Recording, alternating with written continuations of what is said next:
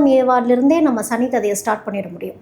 அதாவது அந்த half Pittan apple அப்படி இருக்கு இல்லையா, அந்த ஆப்பிள்லேருந்து தான் அங்கே சனி, அந்த சர்ப்பம், அந்த சர்ப்பத்திலேருந்து அந்த விஷயம் ஆரம்பிக்குதா. அப்போது அந்த சாபத்தில் தான், ஏன்னா சனிங்கிறது கர்மா, அந்த கர்மாங்கிறது சனியிலேருந்து தான் ஆக்டிவேட் ஆகுது. அப்படிங்கிறப்போ அங்கேருந்தே கர்மா ஆக்டிவேட் ஆகிடுச்சு, அங்கேருந்தே பிறப்பு, அங்கேருந்தே எல்லா உணர்வுகள் ரீதியாக விஷயங்களிலிருந்து கர்மா ஆக்டிவேட் ஆகுதுங்கிறது ஒரு கணக்கு. இப்போ அந்த ஆப்பிள் கடித்த ஒரு கதை இருக்கு இல்லையா, இந்த ஆப்பிள் கடித்த சிம்பிள் எங்கே இருக்கும்? ஆப்பிள் ஐஃபோனில் இருக்குது. அந்த மாதிரி நிறைய நம்ம உலகத்தில் ஆளுமையில் இருக்கக்கூடிய பிராண்ட், நிறைய பிராண்ட் இருக்குது. இந்த ஒவ்வொரு பிராண்டையும் எடுத்து பார்த்தா அதில் சனி சம்பந்தம் இருக்கும். ஆளுமைகள் எல்லாருமே மறைமுகமாக ரகசியமாக சனி என்னும் ஒரு கிரகத்தை வழிபடுறாங்க, நல்ல முறையிலன்னே சொல்லலாம்.